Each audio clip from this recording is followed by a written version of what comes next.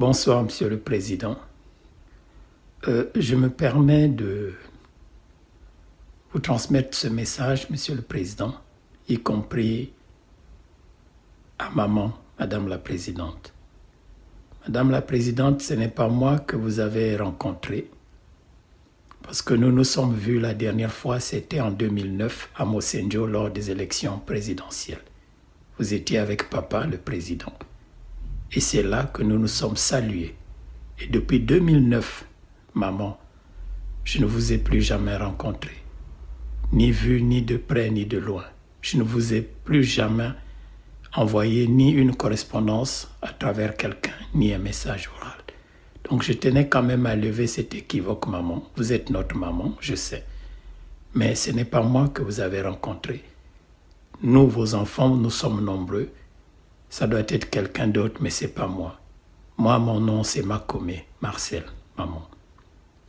Monsieur le Président, je m'adresse à vous en tant que notre président, que aujourd'hui la situation que notre pays est en train de vivre nécessite absolument que nous, les Congolaises et les Congolaises, nous puissions nous asseoir dans notre mbongi sous votre haute supervision pour pouvoir avancer. Vous êtes le père de cette nation, le père du Congo. Dieu en a fait ainsi. Il vous a donné cette lourde mission. Oui, parmi nous, il y a des voyous, il y a des truands, il y a la racaille, il y a des délinquants, mais il y a aussi des gens sérieux. Nous voulons nous asseoir, Monsieur le Président, pour parler du fichier électoral qui permettra que dans l'avenir, il n'y ait plus de problème de contestation des élections qui seront organisées. Nous voulons aussi créer tous un front uni autour de la gestion de la chose publique afin que les décisions qui seront prises, Monsieur le Président, que chacun de nous devienne cet agent publicitaire de ces décisions parce que ces décisions nous concernent tous. Et enfin, Monsieur le Président, vous êtes le père, un grand bâtisseur, un architecte de la paix, que nous puissions renforcer la cohésion, la concorde nationale et l'esprit de partage parmi nous. Voilà ce que nous voulons, Monsieur le Président, au cours d'un dialogue ou d'une concertation, que sais-je. Enfin, Monsieur le Président, on m'a parlé de Dabira, du général. Oui, j'ai connu le général avant la conférence nationale, ça fait plus de 28 ans. Il était en France l'année dernière et je l'ai rencontré, je lui ai présenté M. Alain Ménard, Farge de Boron, qui est un grand maître. Et ce monsieur lui a proposé une ligne de retraitement des résidus pétroliers. C'était donc pour parler affaires, rien d'autre. Monsieur le Président, je suis votre cadet. Ça fait 2 décennies que je suis abandonné à moi-même.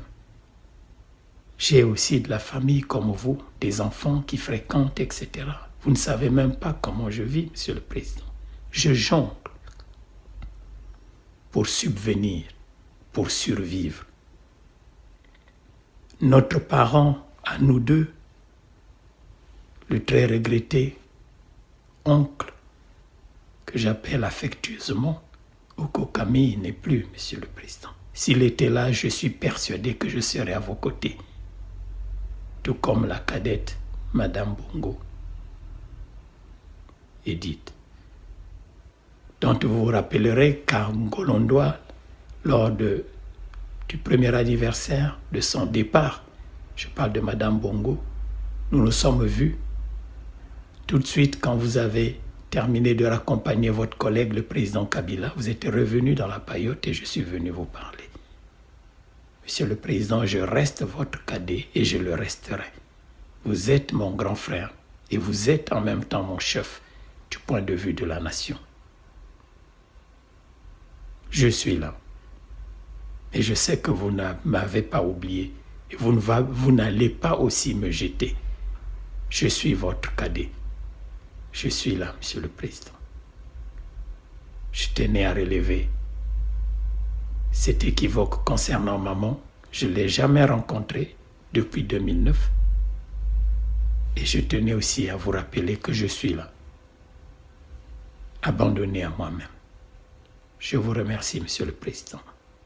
Que le Seigneur vous guide, vous éclaire, vous oriente, vous protège, vous accompagne dans la décision que vous prendrez pour permettre aux Congolais de dialoguer, de se parler. Je vous remercie infiniment.